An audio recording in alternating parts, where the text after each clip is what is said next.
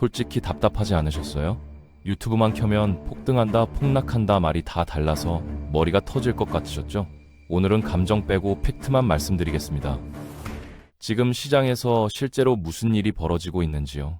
집을 팔려는 사람도 없고 사려는 사람도 없는데 가격은 오히려 치솟고 있어요. 상식적으로 이해가 안 되는 상황이죠.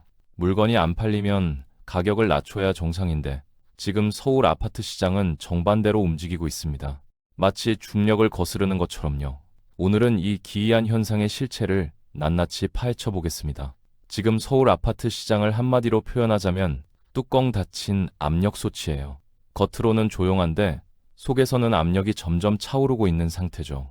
실제로 거래 건수를 보면 충격적입니다.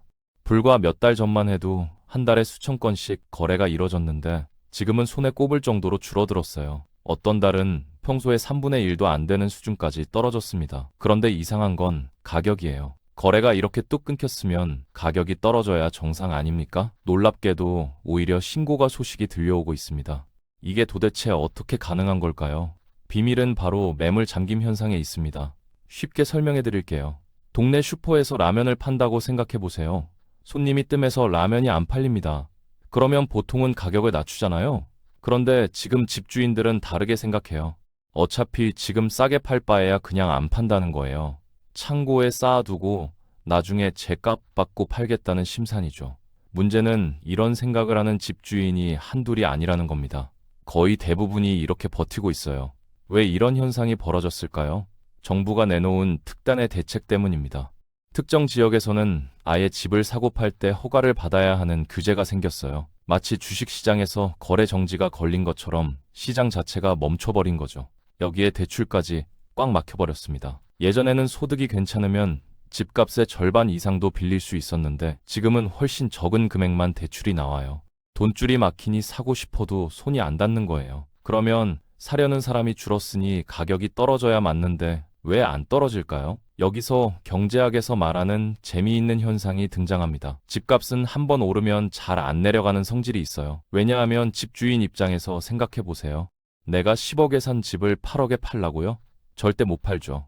손해보는 게 너무 싫으니까요.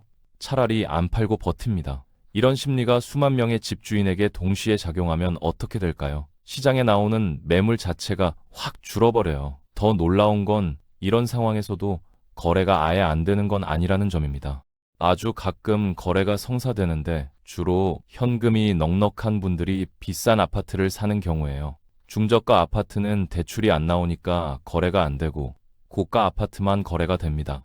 그러면 통계에는 어떻게 잡힐까요? 비싼 것만 팔렸으니 평균 가격이 올라간 것처럼 보이는 거예요. 실제로 전체 시장이 오른 게 아닌데 숫자만 보면 오른 것처럼 착각하게 되는 거죠. 이걸 저는 착시 상승이라고 부르고 싶어요. 진짜 실력으로 오른 게 아니라 통계가 만들어낸 신기루라는 거예요. 중고차 시장으로 비유해 볼게요. 평소에는 1,000만 원짜리 경차, 3,000만 원짜리 중형차, 8,000만 원짜리 고급차가 골고루 팔립니다. 그런데 갑자기 경차랑 중형차 주인들이 다 안 판다고 버티면 어떻게 될까요? 시장에는 고급차만 남아요. 그러면 평균 거래 가격이 확 뛰어버리죠. 차값이 진짜 오른 걸까요? 아니죠. 싼 차가 통계에서 사라져서 비싼 차만 짓게 된 것뿐이에요. 지금 서울 아파트 시장이 정확히 이 상황입니다. 규제 때문에 중저가 시장이 완전히 멈춰버렸어요. 대출이 안 나오니까 서민들은 아예 집을 못 삽니다. 반면에 현금 여유가 있는 분들은 규제고 뭐고 상관없이 좋은 아파트를 사들이고 있어요. 그래서 통계상으로는 가격이 오른 것처럼 보이지만 실제로는 시장이 양쪽으로 쪼개진 거예요. 가진 사람들만의 리그가 따로 생긴 셈이죠. 왜 집주인들은 이렇게 강하게 버틸 수 있는 걸까요? 과거의 학습 효과 때문입니다. 예전에도 정부가 규제를 잔뜩 걸어놨다가 결국 다시 풀어준 경험이 있거든요. 집주인들은 이번에도 버티면 결국 규제가 풀리고 집값이 다시 오를 거라고 믿고 있어요. 일종의 믿음이 생긴 거죠. 그래서 조금 손해를 보더라도 지금 팔지 않고 기다리는 겁니다. 문제는 이런 상황이 언제까지 계속될 수 있느냐는 거예요. 영원히 버틸 수는 없잖아요. 어느 순간 균형이 깨지면 시장이 한쪽으로 확 기울 수 있습니다. 그게 위로 갈지 아래로 갈지는 아직 예측하기 어려워요. 지금은 집을 팔려는 사람과 사려는 사람이 서로 눈치만 보면서 팽팽하게 대치하고 있는 상태입니다. 마치 줄다리기에서 양쪽이 힘이 비슷해서 줄이 움직이지 않는 것처럼요. 그런데 이 줄다리기에서 한쪽이 조금만 힘이 빠져도 결과는 크게 달라집니다. 만약 집주인들이 더 이상 못 버티고 매물을 내놓기 시작하면 가격이 급락할 수 있어요. 반대로 규제가 풀리거나 대출이 다시 열리면 그동안 참았던 수요가 한꺼번에 터지면서 가격이 폭등할 수도 있죠. 지금 시장은 그야말로 언제 터질지 모르는 상태입니다. 그런데 매매 시장이 이렇게 꽁꽁 멈춰버린 사이 정작 불이 붙은 곳이 있어요. 바로 전세 시장입니다. 지금 전세를 구하려고 발품 팔아보신 분들은 아실 겁니다. 물건이 없어요. 있어도 가격이 너무 올랐고요. 몇 달째 연속으로 전세 가격이 오르고 있는데 이게 단순히 전세만의 문제가 아닙니다. 앞으로 벌어질 일의 신호탄이거든요. 왜 갑자기 전세가 이렇게 귀해졌을까요? 답은 간단합니다. 새 아파트가 안 지어지고 있어요. 아파트는 하루아침에 뚝딱 만들어지는 게 아니잖아요. 땅을 사고, 설계하고, 분양받고, 공사해서 완공까지 보통 3, 4년이 걸립니다. 문제는 최근 몇 년간 공사 자체가 확 줄어들었다는 거예요. 씨앗을 심지 않았으니 열매가 없는 것과 마찬가지예요. 당연히 완성될 집도 없는 거죠. 도대체 왜 공사가 줄었을까요? 건설사들 입장에서 생각해보면 이해가 됩니다. 요즘 집 짓는 비용이 장난이 아니에요. 시멘트, 철근, 인건비 할 것 없이 전부 다 올랐습니다. 몇 년 전만 해도 한 평 짓는데 5, 600만 원이면 됐는데 지금은 1000만 원 가까이 들어요. 거의 2배 가까이 뛴 거죠. 여기에 은행 이자까지 폭등했으니 건설사들이 돈을 빌려서 공사하기가 너무 부담스러워진 겁니다. 결과가 어떻게 됐냐고요? 건설사들이 줄줄이 쓰러지고 있어요. 작년 한 해에만 수십 개 건설사가 문을 닫았습니다. 올해도 상황은 마찬가지예요. 거의 이틀에 한 개꼴로 건설사가 법원에 손을 들고 있는 실정이에요. 대형 건설사들도 상황이 녹록지 않습니다. 빚이 자본금의 몇 배씩 쌓여있는 곳도 있어요. 간신히 숨만 붙어있는 상태죠. 이런 회사들이 새로운 공사를 시작할 수 있을까요? 불가능에 가깝습니다. 이게 무서운 연쇄 반응을 일으킵니다. 올해 공사를 안 하면 3, 4년 뒤에 입주할 집이 없어요. 작년에 공사를 안 했으니 내후년에 들어갈 집이 없는 거고요. 이미 몇 년째 공사가 줄었으니 앞으로 몇 년간 계속해서 새 아파트 공급이 줄어든다는 뜻이에요. 공급 통로 자체가 끊어진 겁니다. 한두 해 겪고 끝날 문제가 아니라 5, 6년은 이어질 구조적인 문제라는 거죠. 서울의 적정 공급량이 어느 정도인지 아세요? 전문가들은 매년 5만에서 8만 가구 정도는 새로 지어져야 한다고 봐요. 그래야 수요를 감당할 수 있다는 거죠. 그런데 앞으로 들어올 물량을 보면 그 절반도 안 됩니다. 심하게 보는 쪽에서는 4분의 1 수준까지 떨어질 거라고 해요. 집이 이렇게 없는데 가격이 안 오르면 그게 더 이상한 거 아닐까요? 새 아파트가 들어와야 전세 물량도 풀리거든요. 새 아파트에 입주하는 사람들이 기존에 살던 전세를 내놓잖아요. 이렇게 순환이 돼야 하는데 새 아파트가 안 들어오니까 이 순환 고리가 끊어진 거예요. 전세 물건 자체가 시장에서 사라지고 있습니다. 수요는 그대로인데 공급만 줄었으니 당연히 가격이 치솟을 수밖에 없죠. 여기서 끝이 아닙니다. 전세가 오르면 무슨 일이 벌어질까요? 사람들 머릿속에서 계산기가 돌아가기 시작해요. 예를 들어 볼게요. 전세가 7억인데 매매가가 9억이에요. 차이가 2억밖에 안 나죠. 그러면 이런 생각이 듭니다. 어차피 7억 있는 건데 2억만 더 보태면 내 집이 되잖아? 전세로 남의 집에서 살 바에야 차라리 내 집을 사는 게 낫지 않을까? 이런 심리가 퍼지기 시작하면 전세 수요가 매매 수요로 바뀝니다. 이게 바로 전문가들이 말하는 전세가 매매를 밀어올리는 현상이에요. 보통은 매매가가 먼저 오르고 전세가가 따라오거든요. 자동차로 비유하면 앞차가 속도를 올리면 뒷차도 따라 붙는 거죠. 그런데 지금처럼 공급이 극단적으로 부족한 상황에서는 순서가 뒤집힙니다. 오히려 뒷차가 앞차를 밀어붙이는 형국이에요. 실제로 이런 조짐이 보이고 있어요. 전세가와 매매가의 차이가 점점 줄어들고 있거든요.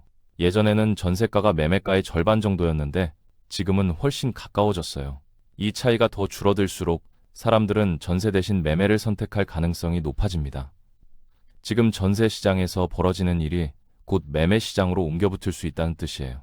그런데 막상 집을 사려고 하면 벽에 부딪힙니다. 소득 대비 빌릴 수 있는 돈의 한도가 정해져 있는데 이 기준이 점점 더 까다로워지고 있어요. 월급은 그대로인데 집값은 올랐으니 대출 한도가 오히려 줄어드는 웃지 못할 상황이 벌어지는 거죠.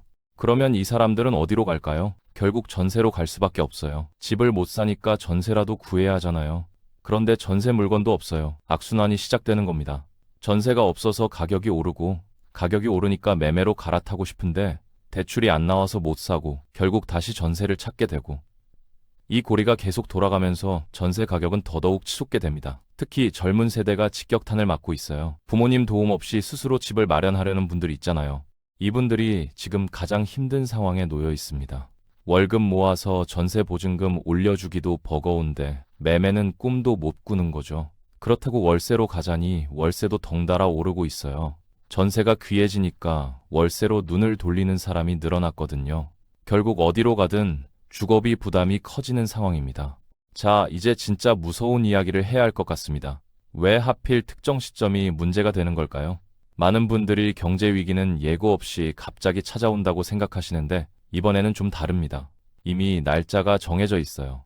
달력에 동그라미 쳐놓고 기다리면 되는 수준이에요. 그 시점에 여러 개의 시한폭탄이 동시에 터지도록 설계되어 있거든요. 기억을 좀 되돌려 볼게요. 집값이 미친 듯이 오르던 시절이 있었잖아요. 전 국민이 패닉에 빠져서 너도 나도 집을 사던 때요. 그때 은행들이 가장 많이 팔았던 상품이 뭔지 아세요? 처음 5년은 낮은 금리로 고정해주고 그 이후에는 시장 금리를 따라가는 상품이었어요. 당시에는 금리가 바닥이었거든요. 이 정도면 충분히 감당할 수 있겠다 싶었죠. 문제는 그 5년이 이제 곧 끝난다는 겁니다. 간단한 산수를 해볼까요? 그때 대출을 받은 분들이 지금 어떤 상황에 놓이게 될지요? 5년 전에 집을 샀다면 이제 막 그 보호막이 사라지는 거예요. 지난 5년 동안은 시중 금리가 아무리 올라도 낮은 이자만 내면 됐어요. 그래서 버틸 수 있었던 겁니다. 그런데 이제 그 방패가 사라지면 현재의 높은 금리를 고스란히 맞게 됩니다. 숫자로 보면 더 실감이 나실 거예요. 5억을 빌렸다고 가정해 볼게요. 낮은 금리일 때는 한 달 이자가 80만 원 정도였어요. 그런데 지금 금리로 다시 계산하면 어떻게 될까요? 150만 원, 200만 원까지 올라갈 수 있어요. 하루아침에 이자가 2배로 뛰는 거죠. 원금 상환까지 합치면 월급의 절반 이상이 은행으로 빠져나가는 분들이 수두룩할 겁니다. 월급은 그대로인데 주거비가 2배로 뛰면 어떻게 될까요? 생활이 안 되죠. 밥 먹고 아이들 학원비 내고 나면 남는 게 없어요. 아니, 오히려 마이너스가 될 수도 있습니다. 이런 가정이 한두 가구가 아니라 수십만 가구가 될 수 있다는 게 문제예요. 그러면 이분들이 어떤 선택을 하게 될까요? 첫 번째로 생각할 수 있는 건 대출 갈아타기예요. 더 싼 이자를 주는 은행으로 옮기는 거죠. 그런데 여기서 두 번째 문제가 발생합니다. 갈아타고 싶어도 갈아탈 수가 없어요. 정부가 소득 대비 갚을 수 있는 능력을 아주 깐깐하게 보거든요. 옛날에는 대출이 됐던 사람도 지금 기준으로는 한도가 확 줄어들어요. 금리가 오르면서 갚아야 할 돈이 늘어났으니 빌려줄 수 있는 돈도 줄어드는 거죠.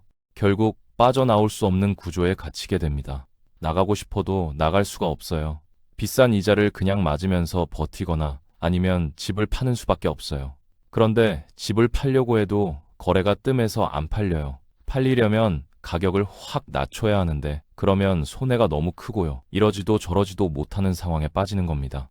여기에 세 번째 폭탄이 겹칩니다. 몇 년 전 집값이 정점을 찍었을 때 비싼 가격에 전세 계약을 맺었던 물량들이 있거든요. 계약 기간이 보통 2년인데 요즘은 갱신 청구권 때문에 4년까지 연장되는 경우가 많거든요. 그 계약들이 이제 만기가 돌아오고 있어요. 문제가 뭐냐면요. 지금 전세 시세가 그때보다 떨어진 곳들이 있다는 거예요. 특히 서울 외곽이나 경기도 일부 지역은 고점 대비 꽤 많이 내렸거든요. 그러면 세입자가 나갈 때 돌려줘야 할 보증금은 높은데 새로 들어올 세입자한테 받을 수 있는 보증금은 낮아진 거예요. 그 차액을 집주인이 메워야 하는데 그 돈이 없으면 어떻게 될까요? 결국 집을 팔아서라도 돈을 마련해야 해요. 급하게 팔아야 하니까 시세보다 싸게 내놓을 수밖에 없죠. 이런 급한 매물이 시장에 쏟아지면 주변 시세까지 끌어내립니다. 한 집이 싸게 팔리면 옆집 시세도 덩달아 떨어지는 거예요. 이게 연쇄 반응을 일으키면서 전체 가격을 무너뜨릴 수 있어요. 그러면 집을 버티지 못하고 파는 사람들은 누구일까요? 안타깝게도 가장 취약한 사람들이에요. 소득은 높지 않은데 집값은 무조건 오른다는 믿음 하나로 무리하게 대출받아서 집을 산 분들이죠. 본인 능력으로는 감당이 안 되는 집을 샀던 거예요. 그때는 이자가 낮았으니까 어떻게든 됐는데 이자가 오르니까 버틸 수가 없는 겁니다. 지역별로 보면 서울 한복판은 그나마 버틸 가능성이 높아요. 실거주 가치가 있고 사려는 사람도 있으니까요. 문제는 외곽 지역이에요. 몇 년 전에 개발 호재니 뭐니 해서 가격이 확 뛰었던 곳들 있잖아요. 실제로는 살기 불편한데 미래 기대감만으로 가격이 올랐던 곳들이요. 이런 곳들이 먼저 무너질 가능성이 높습니다. 이미 조짐이 보이고 있어요. 경기도 외곽이나 지방은 고점 대비 30% 넘게 빠진 곳들도 있거든요. 반대로 이 상황을 기회로 볼 수 있는 사람도 있습니다. 바로 현금을 쥐고 기다리던 분들이에요. 남들이 버티다 못해 던지는 물건은 시세보다 훨씬 싸게 나오거든요. 이때 죽는 거예요. 위기 때마다 자산가들이 더 부자가 되는 이유가 바로 이겁니다. 남들이 어려울 때 사들이는 거죠. 결국 핵심은 뭘까요? 같은 시기를 맞이하더라도 누군가에게는 최악의 순간이 되고 누군가에게는 인생 역전의 기회가 된다는 거예요.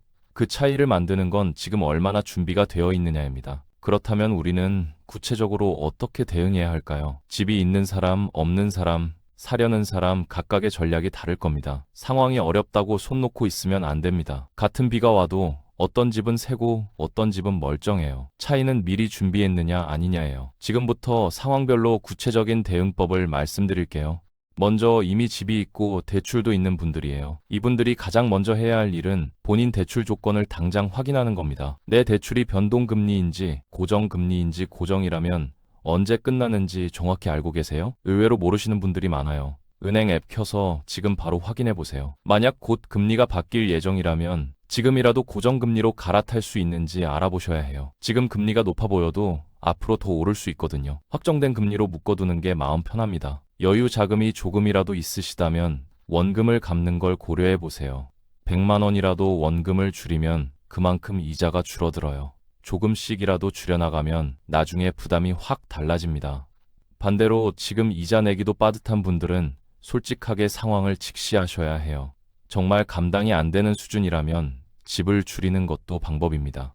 손해보는 게 싫으시겠지만 조금 손해보고 파는 게 나중에 경매로 넘어가는 것보다 100배 낫습니다. 다음은 전세를 끼고 집을 가지고 계신 분들이에요. 세입자 계약 만기가 언제인지 꼭 체크하세요. 만기 때 돌려줘야 할 돈이 얼마인지, 그 돈을 어떻게 마련할 건지 미리 계획을 세워두셔야 합니다. 갑자기 당하면 대응할 시간이 없어요. 최소 반년 전부터는 준비하고 계셔야 해요. 필요하다면 지금부터 적금이라도 들어두시는 게 좋습니다. 이번엔 집이 없는 분들 이야기입니다. 지금 당장 집을 사야 할까요? 솔직히 말씀드리면 상황에 따라 다릅니다. 만약 실거주 목적이고 오래 살 계획이라면 지금 사도 괜찮을 수 있어요. 어차피 살 집이 필요한 거고 전세도 계속 오르고 있으니까요. 다만 무리해서 대출을 끌어모으는 건 위험해요. 감당할 수 있는 선에서 사셔야 합니다. 월급의 절반 가까이가 이자로 나가는 구조라면 다시 생각해 보세요. 반면 투자 목적이라면 조금 더 기다리는 게 나을 수 있어요. 앞서 말씀드린 것처럼 급하게 나오는 매물이 쏟아질 가능성이 있거든요. 그런 물건을 싸게 줍는 게 훨씬 유리하죠. 그러려면 지금 해야 할 일이 있어요. 바로 현금을 모으는 겁니다. 기회가 와도 돈이 없으면 잡을 수가 없어요. 지금은 수익률 몇 프로 더 벌겠다고 위험한 곳에 투자할 때가 아니에요. 안전하게 현금을 쥐고 있다가 타이밍을 노리는 게 더 현명합니다. 그러면 바닥은 어떻게 알 수 있을까요? 몇 가지 신호를 보셔야 해요. 첫 번째는 법원 경매 시장이에요. 경매에 나온 물건이 얼마에 팔리는지 보시면 됩니다. 아무도 안 사서 계속 유찰되고 낙찰 가격이 시세의 절반도 안 되는 상황이 오면 그때가 바닥 근처예요. 공포가 극에 달한 거거든요. 두 번째는 분위기입니다. 뉴스에서 부동산은 끝났다, 집 사면 바보다 이런 기사가 쏟아지고 주변 사람들이 부동산 얘기만 나오면 한숨을 쉴 때요. 모두가 포기한 그 순간이 역설적으로 가장 좋은 매수 타이밍인 경우가 많아요.